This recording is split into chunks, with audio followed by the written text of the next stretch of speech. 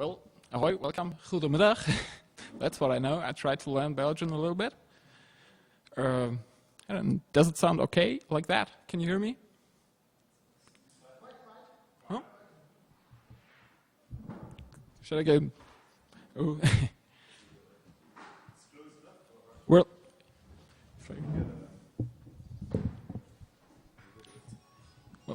okay. So there's Ahoy Pirates.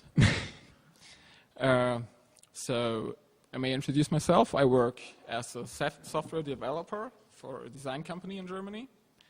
And but originally I learned to become a printer, offset printing. So my design views are probably on some rather old school base, how to handle stuff.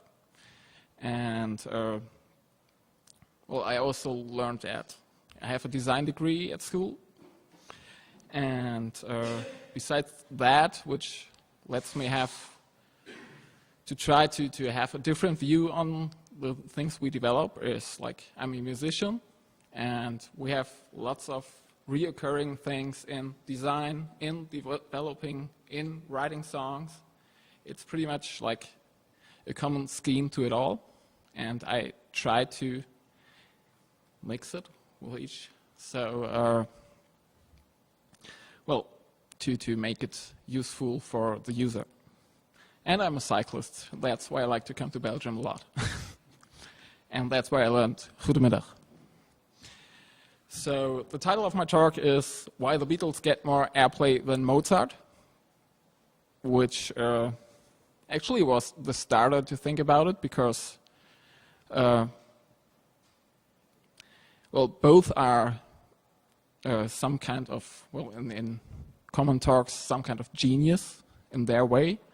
I talked to a friend who's a violinist in the local orchestra, and he was like really mad at me because, well, you can't compare Mozart to the Beatles. The Beatles are just little children playing folk music and stuff like that. But, well, there's other opinions on that. Both are considered being some kind of genius, but both are totally different and have totally different use cases. So there's going to be no code here. If you want to see code, you have to go somewhere else. And hardly any funny pictures. The reason is I made these slides right after the proposal, and last week I wanted to check it and like train it a little bit for the talk, and it was all broken. So I had to find a way to make it back up again. And actually that turned out to be a little bit like an experiment for what I'm actually talking about, because I didn't really plan to have the time to make all those slides again and like remember the talk and all that, because we are busy at work. That's good. And I have family. I like to sleep sometimes. So I had to find places where I can actually build this again. So I built it on the train with my iPhone, or my phone. And that's where I made the main part. That's why I have all those big headlines there. And then while cooking, I checked back on my tablet and looked like, okay, well, that's probably not so good. And well, the final touch I gave to it like yesterday and here, and I actually had a breakdown with my car, and while I was waiting for the Hertz service guys, I was on my laptop and like, switch that slide there.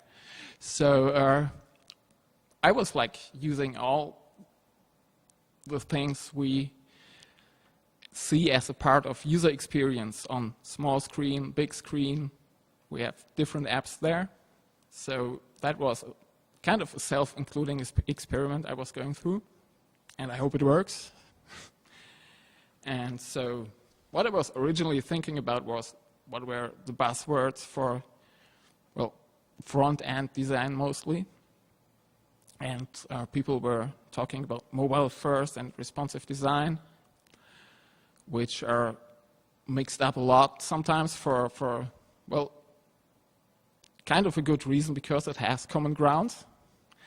And, well, I go into detail about either. And then there's multi-device applications. That's what I was talking about when I was doing these slides, actually. And client-side computing is really something big right now. And, well, that's all considered in those UI, UX, that nobody really know what it is, how to touch it, because, well, it's like one big thing. The designers think it's theirs. The developers hopefully think it's kind of theirs too, because, well, if your API doesn't have, I don't know, delete that item, you can't have a button to delete that item. And so the user cannot experience anything. So mobile first is a little bit misleading already, because mobile becomes more and more the usual use case for what we do on the internet. When I check the internet, I actually work on the internet a lot, but I hardly have any time to use it. So when I check the internet, that's probably, I don't know, at a restaurant when my girlfriend is on the toilet or something. So I have to find a way to use that little amount of time in a way that is useful for me. And but the same goes for when I'm actually at home and check the internet. It's the same situation. I don't have the time. So also there, I have a big screen, but I don't have the time to actually cover with my eyes everything that's on there. So there's a good reason to actually start with what's called mobile first, but which should just be like the base of it all.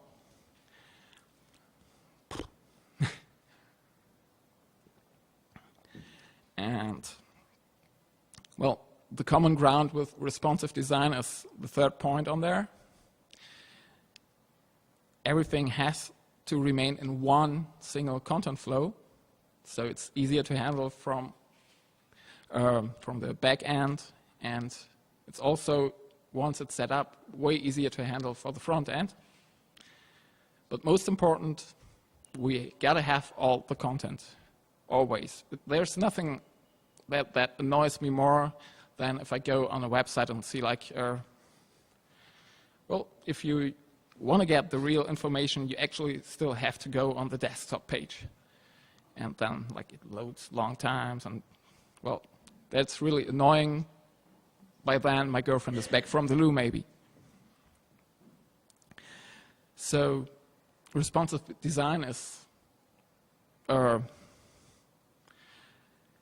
just the way to make it accessible on all those different screen sizes and connectivity ways. Like you can't load all the big pictures on a mobile device. And that's basically the way for it to get it on to get it on the device, on the screen, to have it all on there. We don't want to miss something. So this is again about my slide, about my slideshow. And it's really difficult to actually develop an application or like 3 applications that really feel the same, where you can generate the same content with, and like you do something on the train, then work on it in the office, and then at home. It always has the problem that it feels different. And the most difficult part on that is still to have it work together in sync. We had that at our company a lot. We had to do an application where people can show something on the iPad which isn't always online. So people are doing presentations on there, they can click it together in our application, And they were wondering, well, it's not on my desktop yet.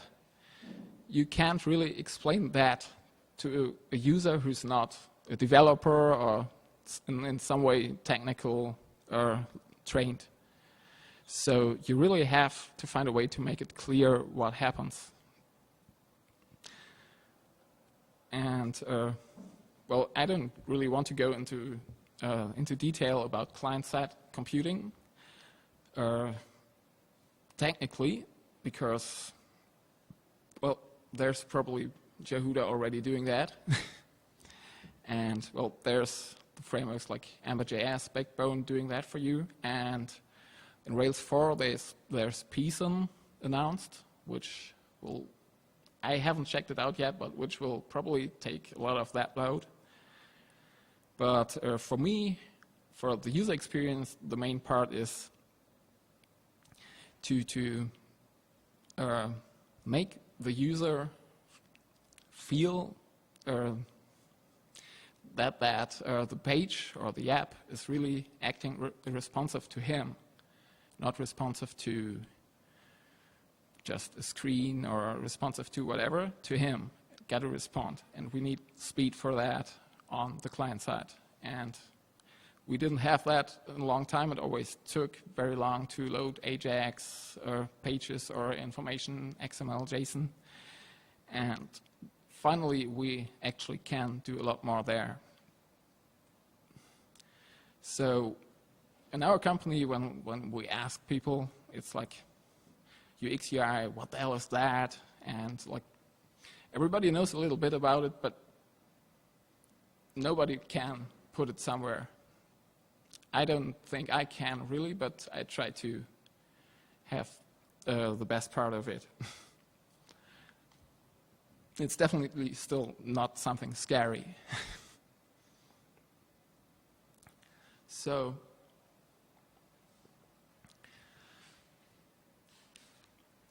there has been user experience long before there were computer apps. And last time I was here in Belgium, I went to Lier, a nice town. And there was like the Simmertoren clock. And there's, I don't know, it's like over 100 little clocks. It's amazing. It tells you everything, like, I don't know, sunrise on Mars, and I don't know when the flood is in Tokyo. And it's really genius, but I don't think anybody ever used it. It's like a show. It works great. And I don't know, it misses like less than a second in 100 years or 100,000 years, I don't know. So it's really a perfect clock, but you can't really use it. It's great, really great, big. You can put it in your room or in my room probably. And there's a whole tower around that, which has more clocks. Looks really great. And my girlfriend was amazed by the shade of blue. Really nice. But there's got to be something better, and it's really simple. It's been there before. It's a clock. It's really simple. And, well, that's genius too. So for, I don't know, I came up with that number. I'm not sure if it really is appropriate, but I think it probably is. You could say the clock that I've shown is not the one you can wear on your arm, so probably that you have to divide that, but still I think you get what I'm saying. So to cut that a little bit short again, when we talk about the web, it's screen sizes, many more screen sizes. There's new screen sizes every day. And the time to load the pages on your device. I had, yeah, that's what I experienced. Somewhere it's faster, somewhere it's slower. You have to consider that. So we talk a lot about client-side speed, but do we have user-side speed? That's probably, I don't know who's from Belgium here. You might, you might remember that. And as a cyclist, we say speed gives stability. And, well, in this case, it gave stability to kick someone there. That's a famous cyclist from this area, more or less, from Flandern. But in what way does speed give stability to not only cyclists? If you're a cyclist and you go slow in the mud, like deep mud like there, you're going to fall. If you go fast, you just go through it and you don't care. So you always say you go where you're looking at. And I think there's a lot of that in in the way we use applications too, because we always try to go somewhere. We have a certain speed as a user. But in a lot of cases, it's getting better, but in a lot of cases, applications just stop us. And we have to try to maintain that speed. Well, what good is it? I was saying we have already a user who is focused on what he wants to do. So we don't really feel speed if we have it. We're in that application, using it, and we don't feel it. And that's good, because if we don't feel it, there's nothing interrupting us. What we can feel is acceleration. That's if you drive a car at 300 miles an hour or something, a real fast car,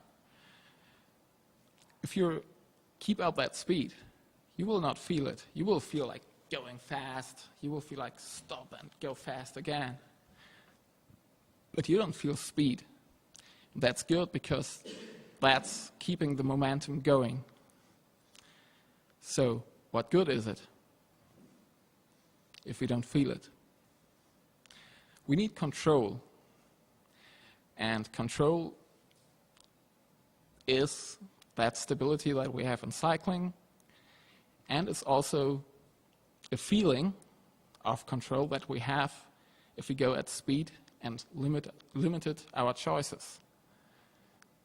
If we go fast, we look just in one direction and, well, go there and have the feeling of control.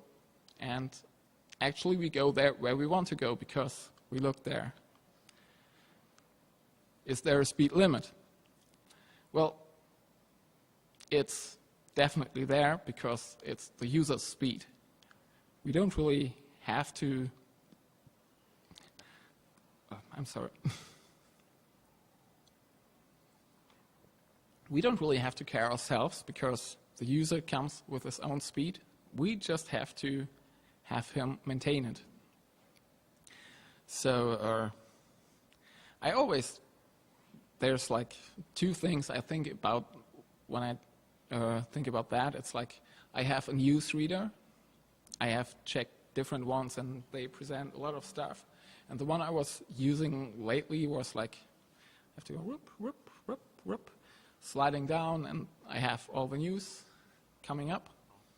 And every time I have the focus on the one news, I just read the headlines, go further, move in steps.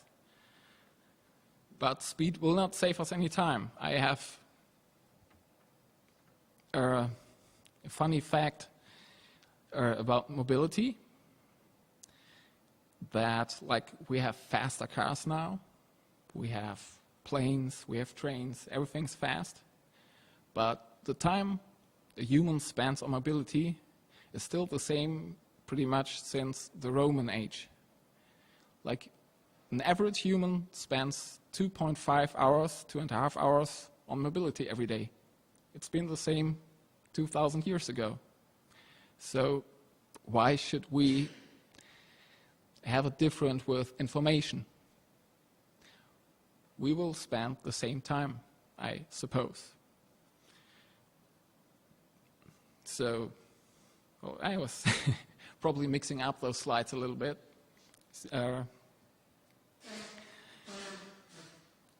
We can gain that speed, or actually we don't have to gain it if we have single-purpose apps.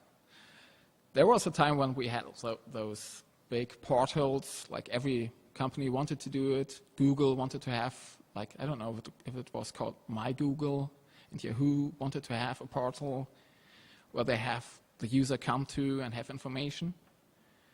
But people don't really want to go there and have everything in one page.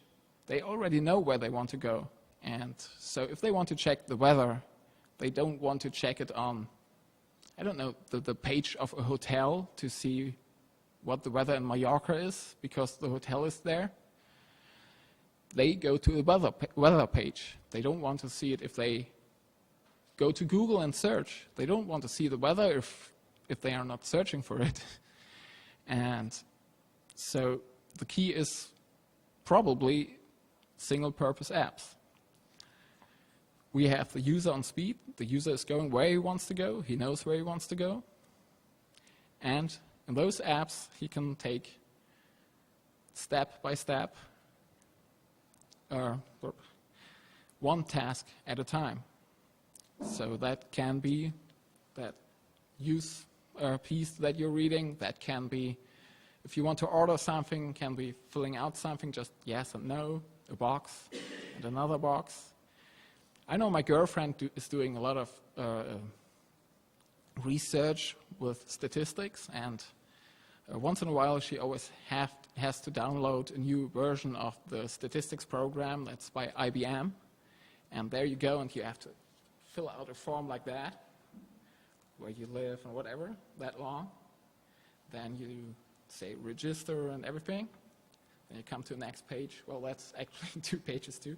But you have another form where you have to fill out all the same stuff again. And that's really, that feels like a stick in your spokes in your bike. And you could go through that much better if you go like step by step, filling out this and that. So to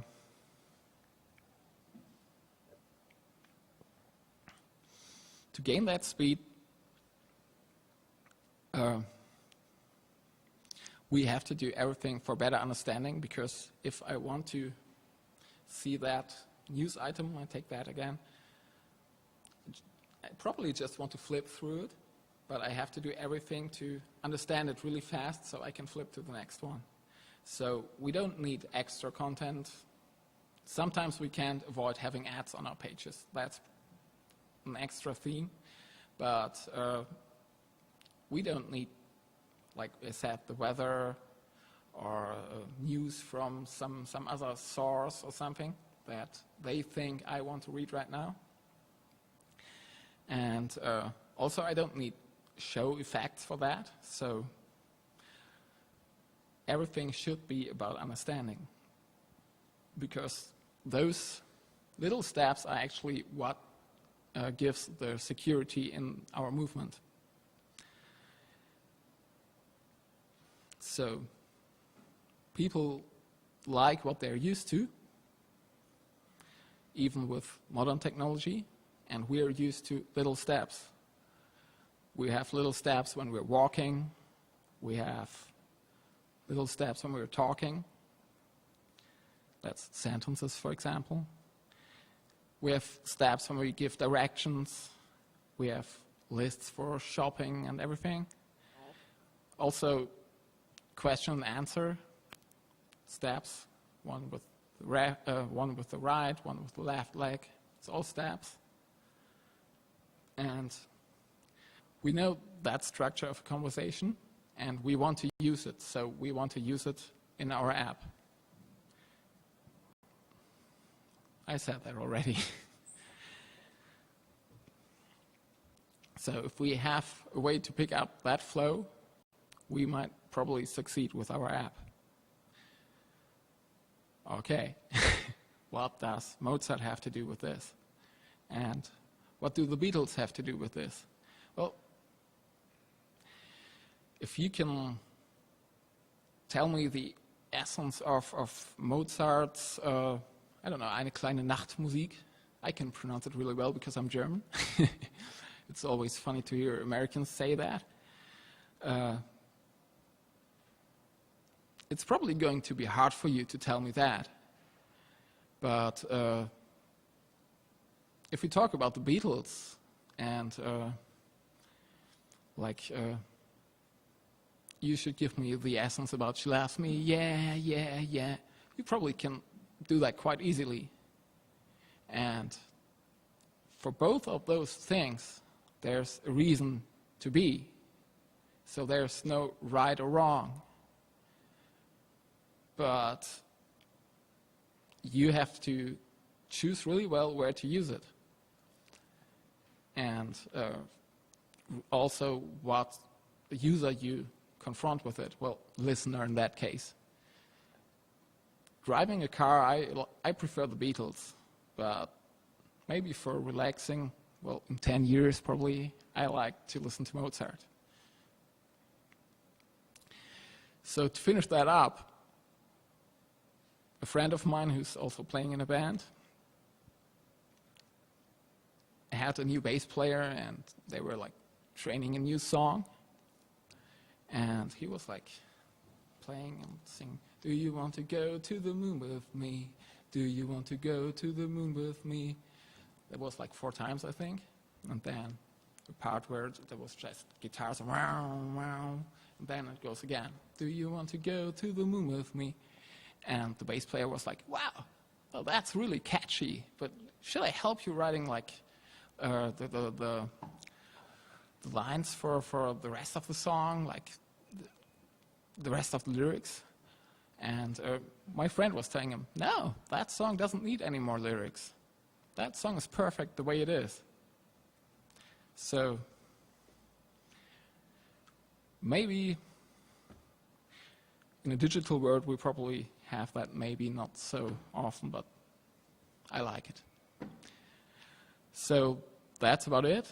I probably didn't tell you anything really new because we all are confronted to those problems every day, but maybe it's a started thing to have the user move. And I want to thank you. I hope you like my hat.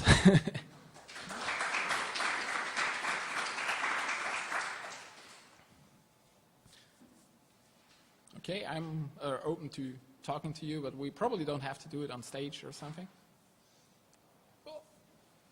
You can ask questions, though.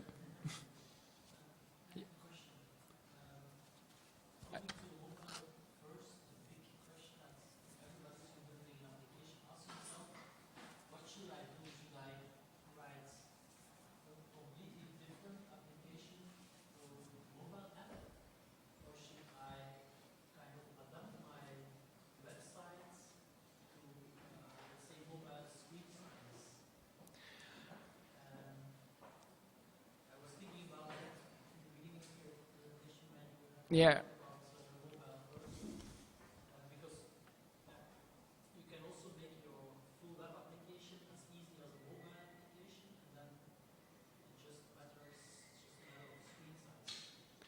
I think that makes sense in a lot of use cases, to just have that one app and have it work in the different screen sizes. That's actually what's more called responsive design then. But because there's really a need to have the full content on the mobile device or the small device or whatever you want to call it. So there's no real sense to keep it from it and have a different app, I think. If there's probably special cases, but for most of the cases, I think everything should be on there. I hope that answer was good enough. Any more questions? Okay, thank you. Have a great time. Have a good party tonight, hopefully.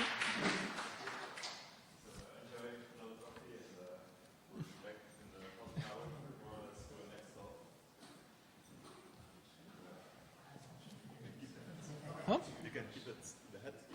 Oh. Oh, that's cool. But I also have something else, which you might like better more, I guess. Such as Oei, oei, oei. you know it. Yeah. This is yours. Oh, cool. And,